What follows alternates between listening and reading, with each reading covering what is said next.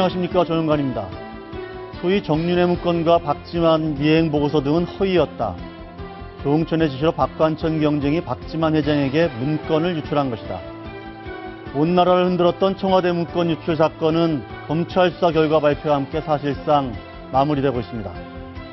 검찰 수사가 시작될 때부터 이 이상의 또 다른 결론 역시 기대하기 힘든 상황이었죠. 여러 의문점이 남습니다. 하지만 새해가 밝았으니 이젠 정윤회 문건 파동에서 벗어날 때도 됐습니다. 1차적 법적 매듭이 지어진 만큼 국민의 믿음을 회복하는 정치적 매듭이 절실한 때인 것 같습니다. 시사병법 시작합니다.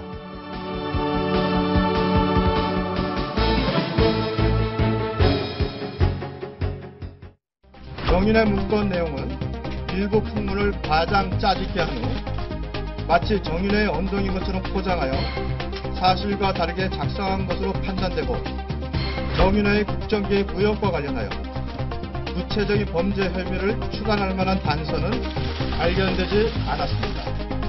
박지만 미행설은 근거 없이 생성 유포된 풍문에 불과하고 조응천, 박관천의 언론 인터뷰 내용 등을 종합하면 박지만을 이용하여 자신들의 역할 또는 입지를 강화하려는 의도로 수단됩니다. 지난 얼마 전국의 핵으로 자리했던 청와대 문건 유출 사건이 사실상 마무리되고 있습니다. 안철수 대담주부로 촉발된 야권의 진실 개입까지 이야기 나눠보겠습니다. 이영작 전 한양대 석좌교수, 민병욱 전 간행물류위원장, 최진영 변호사, 조수진 채널A 정치부 차장과 함께 이야기 나눠보겠습니다. 안녕하십니까? 네, 안녕하십니까? 예, 좀 전에 서울지검 3차장이죠? 네, 유상범 누구시죠? 3차장입니다. 유상범, 네. 유상범 3차장. 유상범 3차장이 정윤회 문건 파동에 대한 검찰 수사 결과를 발표했는데요. 먼저 조 차장 가벼운 얘기부터. 유상범 3차장이 영화배우의 형이라고 그러네요. 네, 그렇습니다. 유상범 3차장은 엘리트 검사인데요. 사법시험 31회고 그리고 대검찰청의 주요 요직을 거쳤고 네. 서울중앙지검의 특수통이가는 금융조세조사부장을 거쳤습니다. 네. 그런데 이 유상범 차장 하면 항상 따라다니는 게 영화배우 유호성 씨의 친형이다. 네, 이 점이 항상 화제가 됩니다. 네. 영화배우 유호성 씨의 친형이다. 예. 자, 오늘 수사 결과 내용을 좀 짧게 다시 한번 정리를 좀 해줘 보셨으면 좋겠네요. 네, 수사 결과는 그동안에 나왔던 모든 보도, 그리고 보도에 대해서 검찰이 그동안에 이거는 사실이다, 이것은 사실이 아니다 쭉 네. 설명을 해왔는데요. 네. 총정리를 하는 자리였다. 네. 네, 그래서 새롭게 어떻게 제기되거나 밝혀진 내용은 거의 없습니다. 네. 일단 그 박관청 경정에 대해서는 그 구속 기소하는 방안 네. 발표가 됐고요. 혐의는 4가지다. 네. 그리고 이 또 한 가지는 조응천 전 공직기강 비서관이 작년 1월부터 공직기강 비서관실에서 작성된 17건의 문건을 박지만 씨에게 여러 차례 나눠서 전달했다. 이 부분이 새로운 17건. 내용입니다. 네. 17건을 전달했다는 거는 처음 나온 얘기 같은데. 네, 그렇습니다. 이 정도가 새로운 내용이고요. 네. 나머지는 그동안에 청와대 문건에 등장했던 정윤회 씨의 동향 문제라든지 네. 또 청와대 측에서 제기했던 그 조응천 전 비서관을 정점으로 한 10인회라든지 네. 이런 거는 전혀 사실이 아니다. 이렇게 매듭을 지었습니다. 이 박사님. 네. 결과 어느 정도 예상하셨죠? 이런 정도의 결과가 나올 걸로. 뭐 제가 처음부터 얘기하던 대로니까요. 네. 뭐 하나 또 놀랄 것도 없고 또 뭐 이 이상일 수도 없는 거고요. 그건 원래 사건 자체가 그 정도의 사건이었다고 보시는 겁니까? 사건도 아닌데 사건이 된 거죠. 그래서 제가 네. 어느 언론에서는 이거는 완전히 언론을 위한 언론에 의한 언론 게이트다. 내가 그런 얘기를 했는데 언론 게이트다. 이건 네. 언론 게이트죠. 언론이 책임져야 될 언론 게이트입니다. 그러니까 언론이 너무 크게 이슈화시킨 측면이 있다 이런 말씀이시네요. 근데 저는 제일 이해가 안 되는 게요. 세계일보에서 발표를 하자마자 왜 다른 소위 그 주요 언론들이 뒤쫓아가면서 그 뒷북을 치면서 스캔들을 키웠거든요. 네. 그럼 제가 알고 싶은 거는 세계일보는 이 문건을 입수를 했고 네. 다른 주요 언론들은 이 문건을 입수를 했느냐 못했느냐. 네.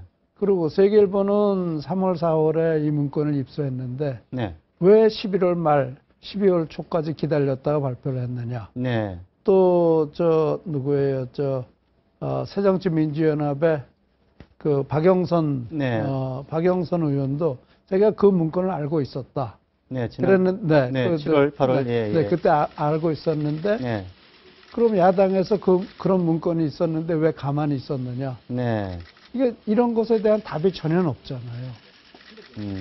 네, 그러니까 이게 상식적으로 생각을 해본다면 그것들에 대한 답만 생각을 해보더라도 네. 이건 사건도 안 되는 건데 네. 사건화한 거다. 그래서 제가 볼 때는 언론이 언론 게이트를 만들어 놓고 나서 그 다음에 청와대 길들이기로 간 거 아니냐. 알겠습니다. 그렇게밖에 안 보입니다.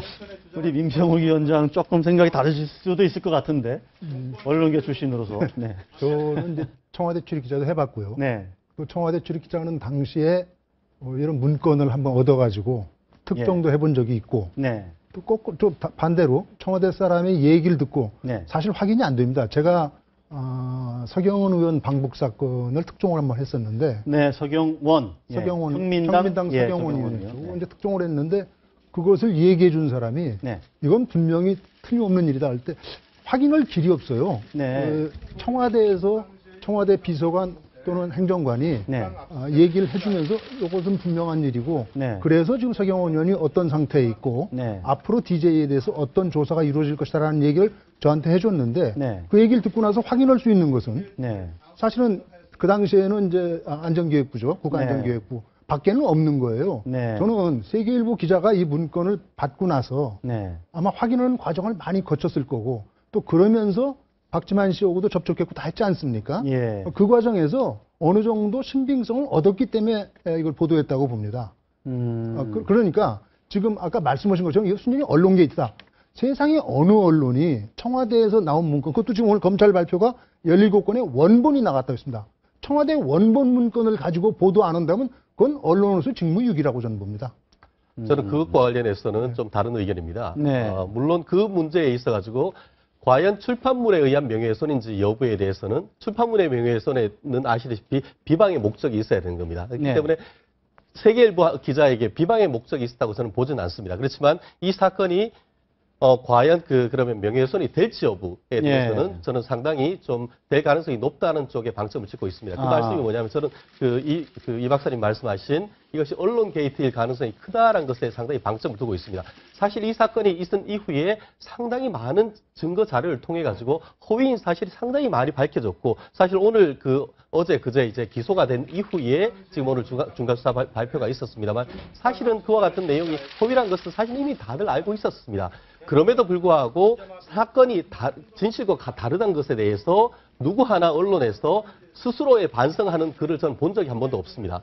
사실 지금까지는 보면은 이게 누굽니까? 지금 보면은 정윤회 씨하고 예. 심상 씨가 국정농단을 했다고 했는데 오늘 수사를 결과를 봤더니만 오히려 그런 문건을 만들어냈던 분이 누굽니까? 지금 나타난 것이 보면 조응천, 박경천 그리고 그분들이 가만히 있는 결국은 박지만 씨를 이용해서 작년부터 한 7개월 이상 매달 한 10배 하나씩 문건이 만들어지자마자 빼내가지고 보고하고 일부는 보면은 그 중에서 미행성 네. 관련해가지고는 그럼 검찰 수사가 거꾸로 이쪽에서 국정농단을 했다고 볼 여지도 충분히 있는 겁니다. 그 부분에 대해서는 아무런 언급이 없이 계속 청와대에서 내부적으로는 잘못됐다고 하는 것은 그것이 과연 균형 있는 언론인지에 대해서는 좀 꼭 짚고 넘어가고 싶습니다. 검찰 수사 오늘 발표는 그러니까 수사 자체가 100% 완벽했다 이렇게 좀 그렇지는 보시는 않습니다. 그걸 전제로 않습니다. 다만 중요한 것은 여기서는 두 가지가 아닙니까? 네. 하나는 뭐냐면 지난 3월 달에 있었던 시사 저널에 박지만 씨에 대한 미행설 그것이 사실인지 여부가 문제됐는데 네. 그것이 완전 허위란 것이 드러났던 것이고 네. 사실 무슨 저쪽 강원 경기도 저쪽에 있는 어떤 카페 주인이 네, 뭐 오토바이 할리 타고. 데이비슨이라는 네. 큰 오토바이를 타고 한 달 동안 쫓아다녔다는 게 그것이 말이 됩니까? 그러니까 그것이 사실이 아니라는 점 하나하고 네. 13시라는 2013년 네. 10월부터 매월 2번씩 강남구 식당에서 만나서 국정농단을 근데 했다는 것. 핵심적인 내용이 사실이 아닌 걸로 전혀 진실이 아닌 네. 것이 밝혀졌던 것이고 그 근거가 보면은 단순히 어떤 사람을 만났던 것이 아니고 보면은 대검에 있는 디지털 포렌식 같은 굉장히 엄격한 절차를 거쳐가지고 다른 대포폰 사용했는지 여부까지도 다 조사를 해서 성급하게 발표하는 것도 아닙니다.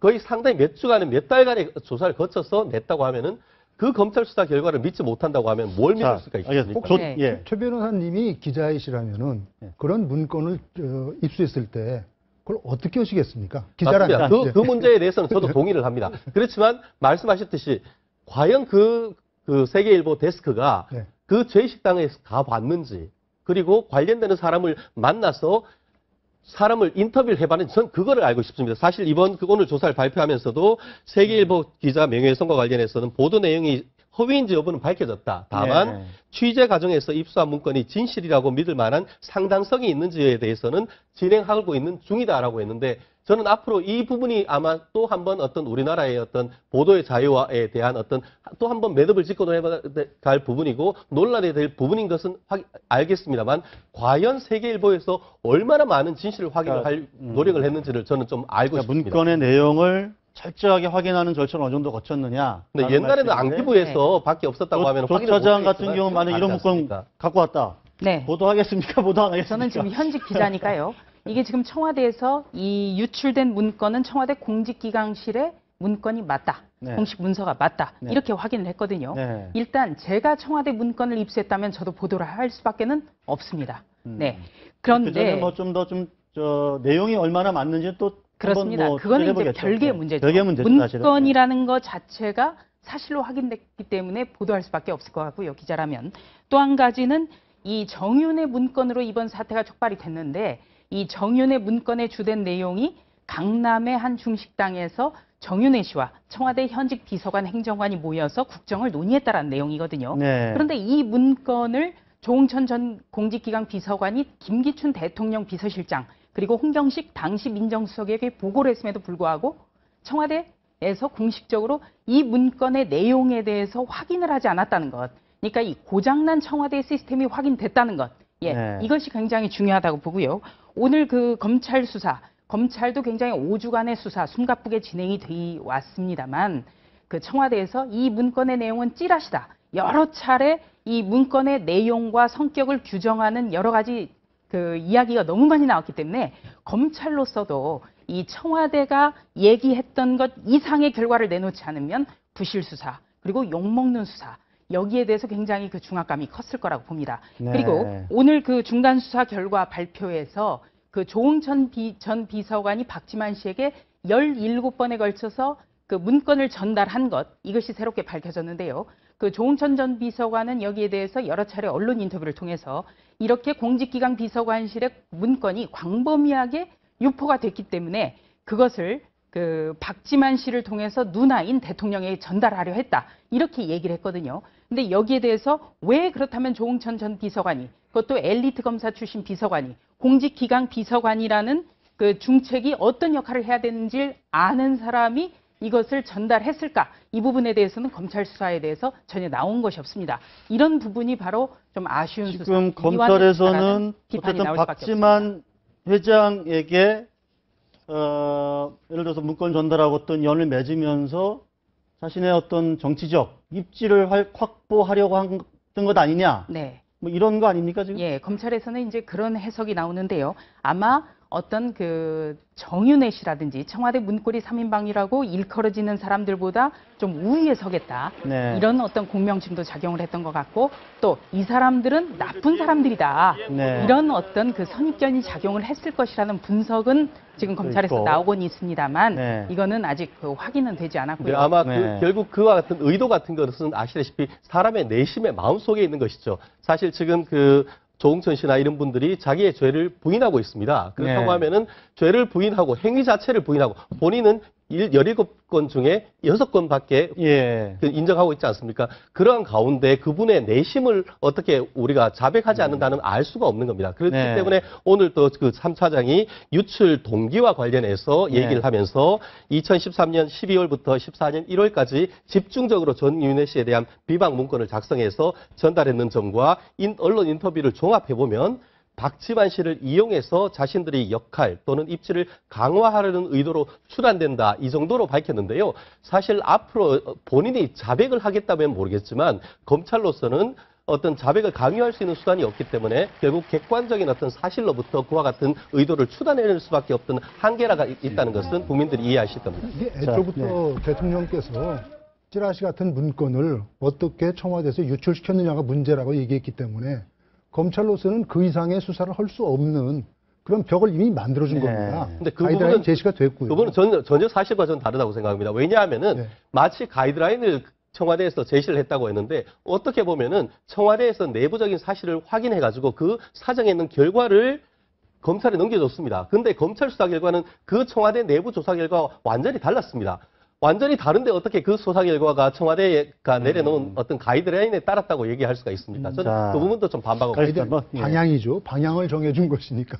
여러 가지 지금 막 논점이 지금 막 섞여서 지금 막 좀 토론이 되고 있습니다. 언론의 역할의 문제도 좀 있고요. 언론의 책임성 얘기도 좀 제기가 됐고, 언론 뭐 개입하는 표현도 쓰셨는데, 이거를 뭐랄까, 검찰이 정치적으로 어떤 결론을 내린 거다. 이렇게 일각에서 그렇게 볼 수도 있지 않겠습니까? 지금 아까 좀 제기됐던 여러 가지 문제들이 좀 있었기 때문에. 근데 아까 그 청와대에서 이제 민정수석하고 네. 비서실장한테 보고가 됐는데 거기서 묵살됐다. 뭐 아무런 조치를 취하지 않았다. 그런데 그거 사실은 김기춘 실장이나 또는 민정수석의 입장에서 이거는 건이 아닌 거다. 아무것도 네. 아닌 거다. 이걸 뭐 조사할 것도 없는 거다. 그러니까 사실은 소설을 써보자면 박근혜 대통령이 박지만 씨는 근처도 못 오게 하고 있는 그런 입장이고 네. 그런 상황에서 그 박지만 씨를 통해서 뭐라 하려고 그런다. 그래서 그거를 뭐 이랬다 저랬다 네. 전혀 아니란 말이에요. 네. 그리고 거기서 박지만계와 또 뭐 문고리 3인방 간의 어떤 권력 다툼이 있었다. 그것도 전혀 사실이 아니란 말이에요. 그건 전혀 사실이 아닌 것들을 와가지고 문서가 만들어진 건데 그것에 대해서 더 조사할 게 뭐가 있겠어요. 저는 그 알겠습니다. 내부 사정을 전혀 모르지만 또 제가 언론인도 아니니까 아까 말씀하신 대로 그런 걸 받으면은 저라면 아까 조 기자가 말씀하셨는데 이거를 나가 기자기 때문에 풀어야 된다. 그럼 풀을 때 그렇게 푸는 게 마치 사실인 것처럼 풀면 안 되는 거죠. 이런 문건이 나왔는데 이러한 거는 의문점이 많다. 앞으로 이 문제점에 대해서는 규명을 해야 된다라든지 그렇게 되는데 그것이 마치 진실인 것처럼 처음부터 보세요. 3월에 입소해가지고 11월 말 8개월, 9개월을 기다렸다 했단 말이에요. 그럼 처음에 볼 때는 누구나 다 저거 검증됐겠지? 그렇지만 금방 나타나기 시작한 건 굉장히 문건이 허술했다. 정말 허접스러운 문건이었다. 그거를 네. 그 세계일보 조 기자가 몰랐겠느냐. 그럴 만한 판단은 충분히 있었겠다. 그럼 그 진정으로 그 세계일보에서 그 문건을 검증할 만큼 검증해 봤느냐. 아까 최 변호사가 말씀해 보셨다지 그 중국집이라도 검증해 볼 수 있었던 거예요. 근데 우선 제일 중요한 건 중국집 자체가 검증이 안 되잖아요. 그러니까 조 기자가 무엇을 했느냐? 조 기자가 중국집을 검증했는지에 안 했는데 대해서는 저는 저도 모르지만 지금 사실관계 잘 모르겠습니다. 네, 사실관계는 모르지만 만약에 검증을 했다면 허술하게 검증한 거겠죠. 검찰과 그렇게 다르게 검증해 나올 수가 있습니까? 그래서 제가 말씀드리는 거는 이러이러한 건데 이건 내가 검증했고 이건 내가 검증 안 했고 그래서 이거는 검증돼야 될 부분이다. 이랬으면은 자기가 어느 만큼 검증을 했고 어느 만큼 검증이 안 됐고 그걸 밝혔어야죠. 다 밝혔어야죠. 예. 그런 건 제가 문건 자체가 저도 언론 출신으로서 한 말씀만 네네. 드리겠습니다. 네. 이 1964년에 뉴욕타임스 설리반 사건 이후로 네. 우리들이 알고 있는 게 있습니다. 언론이 100% 진실을 규명해 줄 필요는 없습니다. 특히 그것이 공인과 관련된 공적인 업무와 관련된 문제일 때는요. 그러한 의문이 제기된다는 것을 제기해주는 그 자체만으로도 언론의 역할을 할 수 있는 것이다라고 이미 그런 판결이 나와 있지 않습니까? 그건 대부분 그러면 이제 미국 판결이죠. 예, 그렇습니다. 그리고 네네. 거기다 더군다나 이것이 우리가 계속해서 강조하지만 청와대의 공식 문건입니다. 청와대에서 작성을 했고 그 작성한 것이 아까 말한 것처럼 저 비서실장과 민정수석한테 다 보고가 된 문건입니다. 그 문건을 보도를 안 한다면은 기자로서의 직무유기인 겁니다. 아니, 그러니까 네. 제가 말씀드리는 거는 그 문건을 봤을 때 이게 처음부터 그게 진실이라고 믿었던 거예요. 그럼 바로 발표했어야죠. 왜 11월 말까지 기다려요? 바로 발표해야죠. 저도 공감하는 것이요. 네. 그게 그럼 바로 발표해야 되는 거 아니에요? 네, 우리나라 형법 같은 경우에도 명예훼손이 그 이른바 구성 요건에 해당하는데 언론의 자유를 인정하기 위해서 정말 기자 정신에 비추어서 치열하게 이게 진실인지 여부를 파헤쳤는지 거기에 그 우리나라 형법은 면책을 해줍니다. 그래서 이와 같은 내용이 진실인지 여부를 밝히고 설령 거짓이라 하더라도 진실이라고 믿을 만한 상당한 이유가 있을 정도로 캐고 들어가셨다고 하면은 분명히 우리나라 검찰이건 법원이건 그거에 대해서는 문제가 없다라고 할 것입니다. 그렇지만 그렇지 않고 문건 하나 보고 이렇네 그것이 진실인 마냥 그대로 팩트를 써버렸다고 하면 그거에 대해서는 법적 책임을 져야 된다. 지금 예. 자꾸 네. 무엇 이라는 전제가 자꾸 붙는데 언론은 그러지 않습니다. 저는 그러니까 저도 물론 세계일보와 조 기자에 대해서 취재해본 바가 없습니다. 하지만 그 사람들이 그냥 읽은 그대로만 가지고 신문에다 쓰고 그랬을 거라고 저는 생각지 않습니다. 왜냐하면 기자의 기본 자세는 그게 아니니까요. 검증의 과정을 거쳤을 겁니다. 다만 그 검증 과정이 길어졌고 그 과정에서 확인할 수 없는 벽들이 있었을 것이다. 그리고 그럴 때에는 언론에 또 있습니다. 아까 말한 것처럼 명예훼손 이제 우선 이 문제는 공직이 이런 식으로 우리나라 대한민국의 공직이 흔들리고 있다면 이 문제를 제기해 볼 필요가 있다. 라는 점에서 문건을 터뜨렸을 수 있다. 이렇게 보시는 것도 좋은데 왜 청와대는 무조건 감싸면서 언론만 잘못이다라고 하는 것인지 저는 조금 그러니까 두 분께서 좀 그런 식으로 들리는 겁니다. 제가. 알겠습니다. 지금 그것은 좀 문제가 있다. 네. 그렇게 생각합니다. 어쨌든 뭐 이제 문건의 진위 여부라든지 뭐 허위 여부라든지 여러 가지 검찰 조사가 나왔는데 그래도 우리 네 분이 공감할 수 있는 건 어쨌든 이 상황을 거치면서 물론 이제 이슈가 너무 크게 됐건 적게 됐던지 간에 어쨌든 청와대의 시스템에 뭔가 하자가 있었다. 구멍이 있었다라는 건 동의하시죠? 저는 그 점에서도요, 그러니까 청와대 시스템에 문제가 있었다라는 것보다는 대통령이 이것이 찌라시라고 발표를 했을 때 네. 누가 나와서 미국에서는 소위 스핀 닥터라고 그러죠. 네. 그게 나와서 이게 왜 찌라시인지 청와대 입장은 무엇인지 대통령의 입장은 무엇인지 청와대 안안파에서 그렇게 해주는 인물이 없었다. 그것이 저는 대단히 큰 문제라고 생각합니다. 네. 이 문건 자체보다도 문건 처리 과정에서 일어나는 그 청와대의 그러니까 박근혜 대통령이 그걸 필마 당기다라는 네. 것이 저는 그 문제가 좀 드러나. 그게 제일 큰 문제라고 생각합니다. 그 외에 저는 처음부터까지 이 문건은 찌라시라고 믿었고요. 네. 또 뭐라고 말씀을 하시든지 간에 저는 언론인이 아니니까요. 네. 그렇지만 언론이 해야 될 가장 최소의 내가 이건 좀 의심스럽다라는 얘기라도 담았어야 되는데 모든 것이 진실인 것처럼 발표를 해버렸다는 것에 대해서 검증이 전혀 안 됐다는 것에 대해서 저는 처음부터 제가 소설을 몇 번 써봤어요. 이건 아니에요. 그러나 박근혜 대통령이 찌라시라고 했을 때 아무도 나서서 여당이나 또는 청와대 주변에서 나서서 대통령을 옹호해 주는 사람이 없었다. 네. 저는 그것이 대단히 심각한 문제라고 자, 그 생각합니다. 내용 자체가 찌라시라 하더라도 그 문건이 유출이 되고 보도가 되고 또 사후 처리 과정 이 과정에서는 분명히 문제가 있었고 그 과정의 제일 책임자가 김기춘 실장이고 또 관련해서 여러 가지 의혹이 제기됐던 분이 이제 문고리 3인방 아니겠습니까? 이분들의 거취 문제는 어떻게 정리가 돼야 된다고 보시는 저희가 이렇게 한 4개 정도로 시나리오를 한번 만들어 봤는데 4가지가 다 부담이 있긴 있습니다, 지금. 어떻게 좀 보세요. 김기춘 실장 유임, 문고리 3인방 유임, 김기춘 실장 교체, 문고리 3인방만 유임. 뭐 반대 경우도 있을 수 있고요. 다 교체하는 방안도 있을 수 있는데. 근데 각 시나리오마다 다 부담이 좀 있거든요. 어떻게 어떤 방안이 좀 좋을 것 같다고 보십니까? 인적 쇄신은 저는 반대합니다.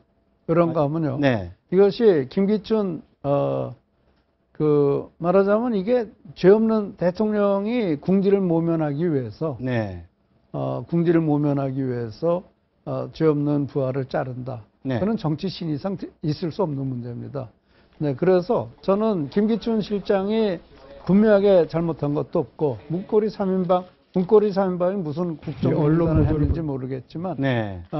그것도 그런 주장도 문제가 있는 거고. 네. 그래서 저는 김기춘 실장 유임, 그러니까 이 두 그룹의 그 교체라는 건 있을 수 없다고 생각을 합니다. 네. 단지 그러나 청와대 내부가 변해야 된다. 네. 그러니까 저기서 김기춘 실장을 해임시켰다고 그래서 변할 게 뭐가 있겠습니까? 네. 또 문고리 3인방을 다 내보냈다고 그래서 거기 새로운 사람들도 더 큰 혼란만 생깁니다. 네. 그래서 저는 그것보다는 청와대 조직이나 운영이 바뀌어야 된다. 제가 이 얘기 나왔을 때 제일 먼저 한 얘기가 이게 문제가 된 건 실세가 없기 때문에 가짜 실세가 마치 네. 유령 실세가 실세인 것처럼 비선 실세라는 것이 만들어진 것이다. 네. 지금 박근혜 대통령의 어떤 점에서는 가장 큰 문제는 박근혜 대통령 밑에 실세가 없어요. 실세가 있으면 이런 일 생길 수가 없습니다. 알겠습니다. 그래서 저는 이번 문제를 계기로 해서 박근혜 대통령이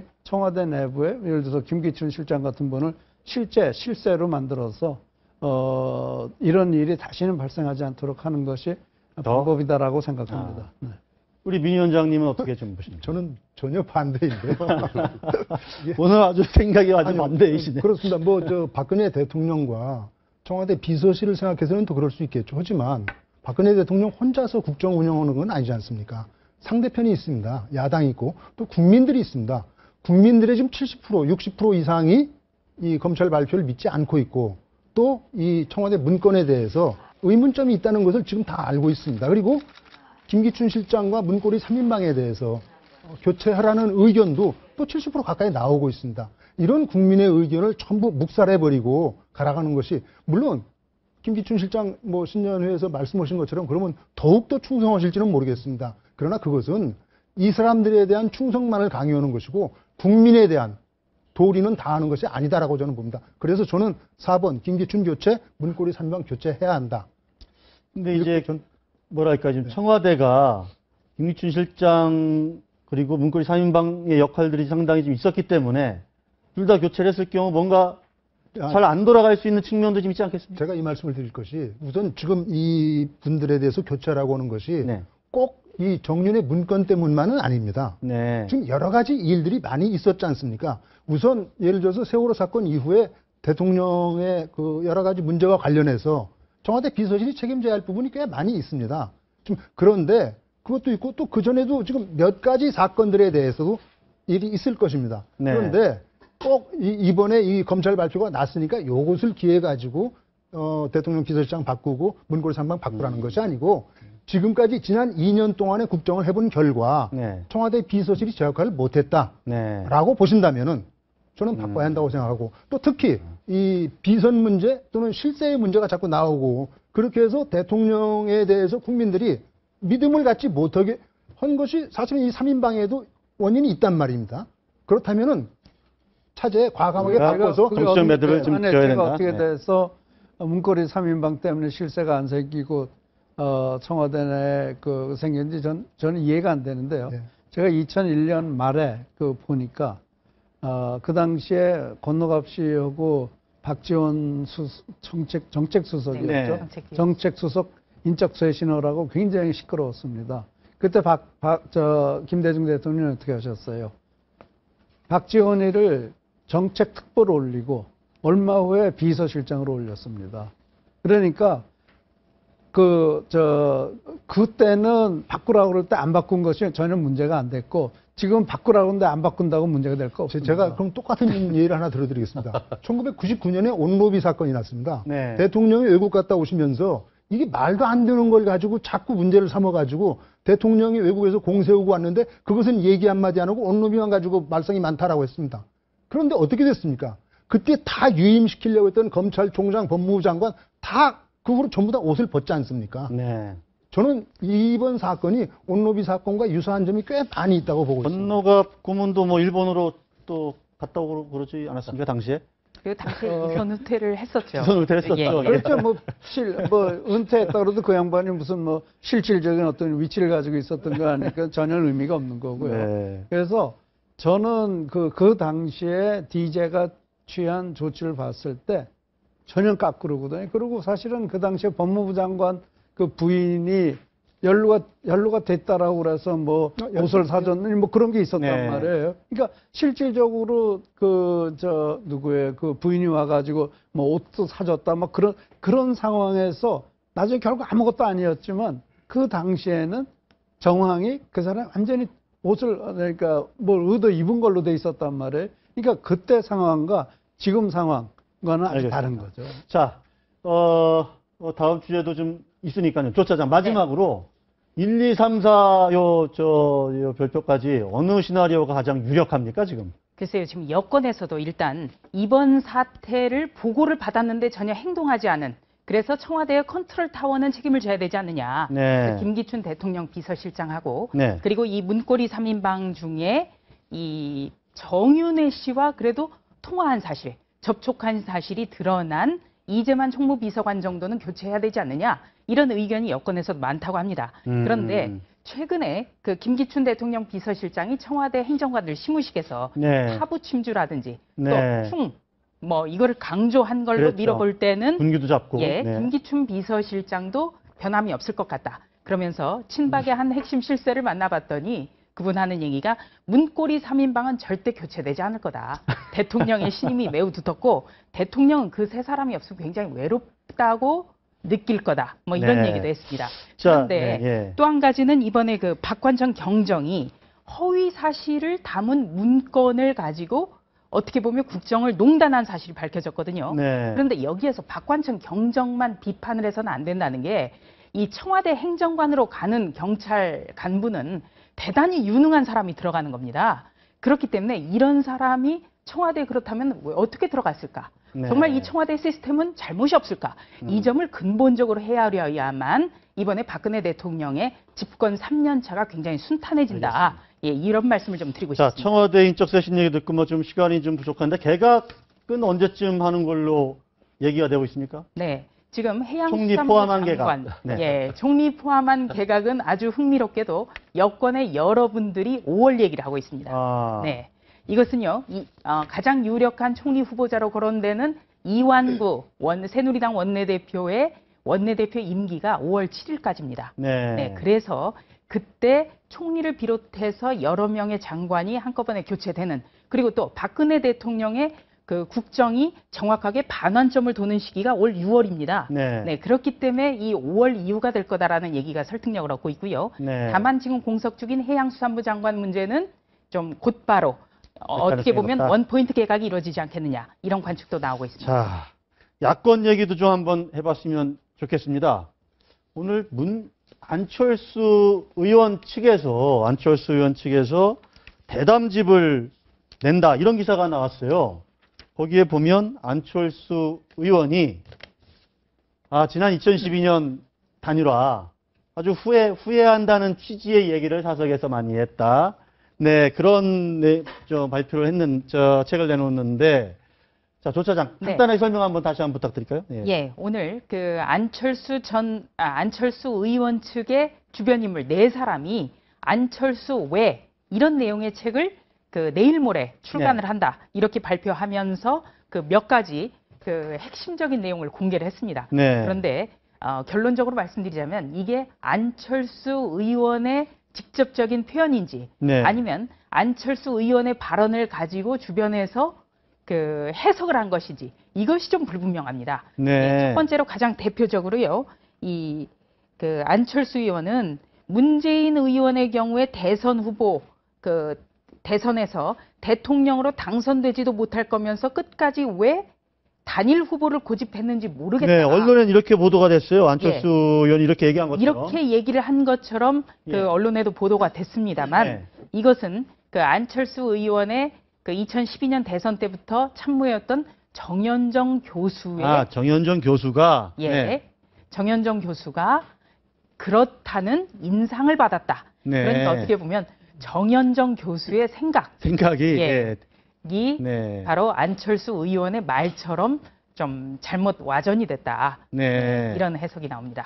요런 얘기도 했네요. 유세 당시의 어떤 단상을 여기다 적어 놓은 것 같은데요. 네.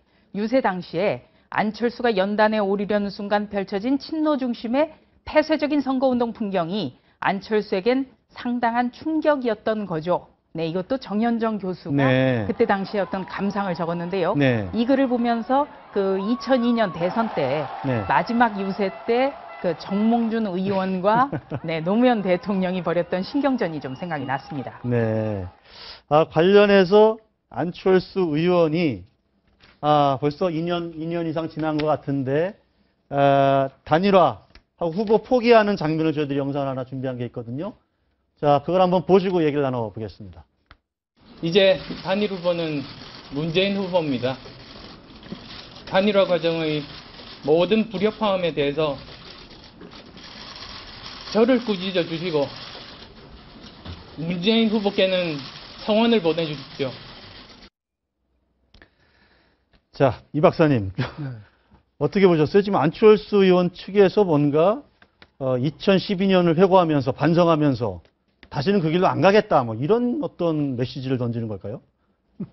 그러겠죠. 근데 이제 너무 늦어버렸죠.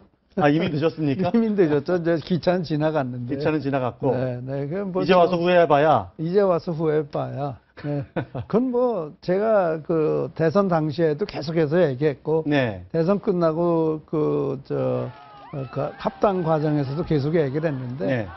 제가 제일 그 안철수 씨가 성공하고 싶으면은 민주당을 와해시키는 걸 목표로 해서 전략을 세워야 된다. 네. 그런 얘기를 민주당을 그냥 그대로 먹는 쪽으로 먹는 게 아니고 와해시켜서 와해시키는 거는 호남에서 세 자리 아닙니까? 네. 광역 그것만 집중을 해라. 네. 그래서 거기서 한두 자리라도 이기면은 민주당 와야 된다. 그 다음에는 와해된 민주당은 안철수한테 올 수밖에 없다. 네. 그 얘기를 제가 쉬지 않고 했습니다. 쉬지 않고 했는데 뭐 기회만 있어 나한테 그런 얘기를 물어서 내가 전략가로서 그렇게 했을 것이다. 네. 근데 결국 잡혀 맥혀 버렸잖아요. 그러니까 호랑이와 사슴 이건- 얘기가 네?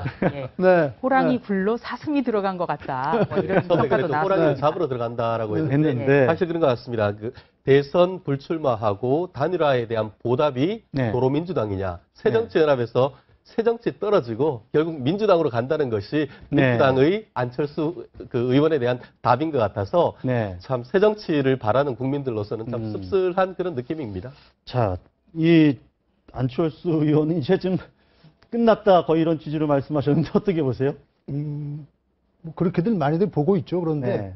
저는 좀 그러지 않았으면 좋겠습니다. 네. 안철수 의원이 조금 더 공부를 해가지고 다시 우리 정치에 새정치 그 불씨를 네. 꺼뜨리지 말고 다시 나왔으면 하는 생각입니다. 네. 그런데 그러기 위해서는 많이 바뀌어야죠. 네. 지금 이른바 본인 뭐 섭섭하시겠지만 뭐 간철수라고 하지 않습니까? 뭐 네. 간이나 보고 돌아다닌다는 식인데 네. 뭔가 좀 굳건한 심지를 가지고 네. 정말 새정치를 위해서 내가 희생되겠다라는 각오를 가지고 뛴다면은 네. 저는 안철수 의원에게 다시 또 기회는 있을 수 있다라고 네. 봅니다. 네. 자, 안철수 의원이 거론한 문재인 의원은 지금 당권 도전을 하고 있고요. 그런데 지금 여러 가지 이슈들이 계속 제기가 되고 있는데 문재인 의원이 총선 불출마하겠다. 이거에 대해서 지금 다른 당권 주자들이 엄청 공격을 하고 있는 것 같아요. 어떤 내용입니까? 그렇습니다. 이제 문재인 의원이 언론 인터뷰를 통해서 당대표에 당선이 된다면 네. 다음 총선에서 지금의 지역구인 부산 사상에서 출마하지 않겠다. 이렇게 얘기를 했습니다. 부산 사. 예, 네. 예. 사상가 도대까지는. 예, 네, 네. 그래서 당내에서는 부산은 정말 그 새정치민주연합의 취약지대고 문재인 의원 같은 대선 후보가 직접 나서서 더 도전을 해줘야 되는데 거기를 왜 안 나간다는 거냐. 그리고요, 이 친노의 어떤 저격수 조경태 의원은 이런 얘기를 네. 했습니다. 부산에 지금 지역구를 둔 의원이 2명밖에 없는데 네. 바보 노무현의 자세를 견지한다면 더더욱 두드리는 것이 맞다. 네. 네, 노무현 전 대통령이 어떻게 대통령이 됐냐. 네. 노무현 전 대통령의 철학을 계승한다는 문재인 의원이 노무현 전 대통령과는 거꾸로 부산에 출마 안 하겠다. 예, 이것이 바로 친노의 자세냐. 이렇게까지 네. 비난을 했습니다. 자, 이 박사님, 지금 만약에 문재인 의원의 책사라시면 이번 당권을 만약에 된다면 당대표가 된다면 부산에 불출마하는 게 맞습니까? 저 같으면 당대표 안 나가요. 제가 택서라면 나가지 말라고 그럴 거예요. 아, 나가지 말라고 할 것이고. 나가지 말라고 그렇게 해서 네. 당의 형태를 유지해 나가는 게 좋죠. 박지원 의원이 오늘 어떤 신문에 난 거 보니까 뭐 원컨 원치 않건 문재인 씨가 되면은 당이 신당이 창출될 거 아니냐 이런 네. 얘기도 했고요. 또 만약에 박지원 씨가 되면 이렇게 싸워가지고 된다면 이제 지금부터 별의별 소리가 다 나올 거란 말이에요. 앞으로 네. 한 달 동안요. 그러면은 그 친노계가 거기서 살아남을 수 있겠어요. 그러니까 이러나 저러나 지금 야당은 힘든 위치에 처해 있단 말이에요. 그럴 때 정말 살신성인할 수 있는 거는 네. 문재인 씨가 안 나가는 거예요. 그리고 박지원 씨한테 줌으로써 호남의 바탕을 다시 새정치민주연합이 탄탄하게 하는 것이 훨씬 더 좋은 방법이죠. 근데 어쨌든 저 당대표 출마 선언을 했고 지금 열심히 지금 다니고 있는 상황인데 네. 아까 제가 처음에 질문드린 총선 불출마 부분은 어떻게 좀 보세요? 당대표가 됐다. 네. 만약에 됐다. 총선에 계속 불출마를 하는 게 맞습니까? 어리석은 짓이죠. 아까도 얘기했지만 부산이란 교두보를 확보를 해 놓고 있어야죠. 네. 그러니까 이미 그러니까 나는 경남당인 거를 버린다는 것이 될 수도 있잖아요. 네. 그러니까 만약에 당대표가 돼가지고 그래서 부산에서 출마한다면은 아마 선거운동 안 해도 당선될 거예요. 네, 그런데 그걸 갖다가 굳이 버릴 필요는 없는 거예요. 아. 우리 민 위원장님 어떻게 보십니까? 모처럼 저 이영작 박사님과 의견이 같은데요.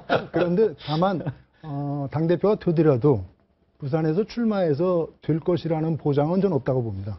아, 그렇습니까? 네, 그러니까 지금 뭐 일부에서 흔히 얘기하는 것처럼 문재인 의원이 당대표가 되건 안 되건 이 부산에서 출마해도 될 가능성이 있는 것이냐에 대한 회의론이 좀 나오고 있거든요. 네. 바로 그런 문제들이 좀 도사리고 있기 때문에 문 의원 본인이 처음에는 충심으로 나는 당대표만 되면은 출마하지 않겠다라고 얘기는 했지만 기득권을 버리는 차원에서 그것이 받아들여지는 것은 그렇지가 않습니다. 이 정치적으로 발언이 당대표급에 가게 되면은 본인의 의사와는 상관없이 윤색이 되고 또 보기 때문에 네. 저는 그래서 뭐 아까 이영작 박사님 말씀하신 것처럼 문 의원이 뭔가 통 큰 결단을 할 때도 있지 않을까 하는 생각을 해봅니다. 자, 조 처장 혹시 부산에서 지금 김무성 대표와 문재인 의원이 한 지역구에서 총선에서 맞붙을 가능성, 그런 시나리오는 없을까요? 그런 시나리오도 좀 아주 흥미롭게 나오고 있는데요. 네. 이번에 그 문재인 의원 그리고 새누리당 김무성 대표가 나란히 영화 국제시장을 관람했지 네. 않습니까? 근데 이 두 사람이 부산의 지역구가 있고 또 이 부산 사상, 문재인 의원의 지역구인 사상과 김무성 대표의 지역구인 영도는 네. 굉장히 지역적으로 가깝습니다. 네. 부산 그 바닷가 맨 아랫부분에 위치가 네. 있거든요. 그래서 문재인 의원이 그 부산 사상을 포기한다면 또 김무성 대표가 사상에 네. 옮겨서 내가 나가겠다. 이렇게 된다면 문재인 의원으로서는 지금 당대표가 굉장히 유력한 상황이기 때문에 네. 그렇다면 어떤 대선 후보로 가는 전초전 성격에서라도 안 나갈 수 없을 거다. 네, 이런 얘기도 나옵니다. 만약에 김무성 대표와 문재인 의원이 부산에서 한번 총선에서 붙는다. 그럼 엄청난 대선 전초전이 되겠네요. 이 박사님 어떻게 보세요? 누가 이길 것 같습니다. 만약에 상상을 한다면 그런 걸 나한테 내가 그런 걸 알 수 없고 딴 얘기할게요. 예. 박지원 씨가 이길 수 있는 방법은요. 문재인 의원을 박지원 씨가 이길 수 있는 거는 나는 이번에 당대표가 되면은 내각제 개헌하고 네. 그다음에 나는 총리를 도전하겠다. 그게 훨씬 더 그러면은 박지원 의원이 네. 그 당대표를 해야 될 이유가 생기는 거예요. 남이 대통령 만들어주기 위해서 내가 당대표 되겠다가 아니고 그러고 나면 내가 집권할 수도 있다. 호남 사람들한테 그런 희망을 주는 거죠. 그러면 그러면 문재인 의원과 싸움이 될 수가 있겠죠. 그렇군요. 네. 알겠습니다. 자, 시간이 한 2분 남았는데 조금 다른 얘기 한번 해보겠습니다. 지금 평창올림픽 있잖아요. 남북 분산 개최한다는 얘기가 얼핏 나와가지고 좀 논란이 되고 있는데. 그렇습니다. 사실 몇 개월 전만 해도 네. 한일 간에 이걸 나눠서 하는 것은 어떠할 것인가 네. 그런 얘기도 나왔다가 네. 우리나라나 안 된다 이렇게 하니까 그 최근에 아시다시피 신년사 그 남북 정상들이 네. 정상회담 가능성에 대해서 얘기가 하면서 급격하게 이게 남북 관계가 호전될 그럴 것에 대해서 구체적인 어떤 성과로서 이와 같은 것이 나오는 것이 아닌가 싶은데 아, 사실 그런 것 같습니다. 특히 이제 뭐 북한 같은 경우에는 지금 최근에 들어서 아주 좋은 마식령 스키장이라든가 이런 것들도 네. 하고 어떻게 보면 겨울 스포츠에 대해서는 상당히 좋은 그 인프라를 가지고 있는 것은 사실인 것 같습니다. 네. 그렇기 때문에 정치적 결단만 있다고 하면은 그와 같은 것도 불가능한 것은 아닐 것인데 또 하나 또 변수로 등장한 것이 이번에 아시다시피 미국이란 변수가 아니겠습니까? 네. 어떻게 보면은 대북 제재를 강화한다라고 그렇죠. 하는 그런 네. 어떤 큰 틀에서 봤을 때 네. 과연 우리나라 정부가 정말 남북 간의 어떤 내부적인 문제에 대해서 어떤 이걸 밀고 갈 수 있을지 정말 네. 어떤 그 의지가 있다면은 또 가능할지도 아닐까 싶습니다. 조차장, 지금 최문순 지사는 그렇게 한번 해보겠다는 의지를 갖고 있는 겁니까? 지금? 그렇습니다. 최문성 강원도지사 같은 경우는 그 신년 기자회견에서 네. 남북 단일팀을 구성하자 이런 네. 제안을 했었거든요. 남북 단일팀. 예, 네, 네. 여기에서 한 걸음 더 나간 겁니다. 네. 그러니까 남북 분산 개최하자. 최문순 강원도지사를 이렇게 만나보면요. 이 금강산 관광 같은 것이 막혀 있기 때문에 이 강원도의 경제가 굉장히 낙후돼 있다고 합니다. 그래서 어떤 그 강원도 지역의 활성화 차원에서라도 네. 예, 분산시켜서 한다면 네, 우리도 어떤 평창 올림픽 비용이라든지 이런 것도 적게 들고 아. 충분히 가능하지 않겠냐. 또 소속인 새정치민주당에서는 이 바로 이제 남북 협력이라든지 네. 남북 교류 이런 것을 굉장히 중시하고 있기 때문에 여러 가지를 고려하는 것으로 아마 보입니다. 쉽지는 않을 것 쉽지는 같은데 않겠죠. 지금 최문순 지사도 이제 논란이 되니까 이제 아이디어 차원의 발언이었다 또 이렇게 한번 발을 네. 뺀 것 같긴 한데요. 아니, 저는 뭐 다 가능하다고 봅니다. 결론으로 짧게 말씀 그런데 부탁드립니다. 저는 그렇습니다. 이거 너무 많이 나갈 필요 없다. 네. 왜냐하면은 오이사 조치 해제하고 그다음에 뭐 금강산 관광 또 재개하고 네. 이런 여러 가지로면서 남북 간의 대화가 재개되는 과정에서 네. 이것도 논의할 수 있는 사항이다라고 봐야지 네. 이걸 더 나가가지고 뭘 만들 것은 네. 없다. 저는 그렇게 생각합니다. 알겠습니다. 오늘 네 분 말씀 잘 들었습니다. 말씀 네, 감사합니다. 고맙습니다. 조명관의 소변법 오늘 순서는 여기까지입니다. 시청해주신 여러분 고맙습니다.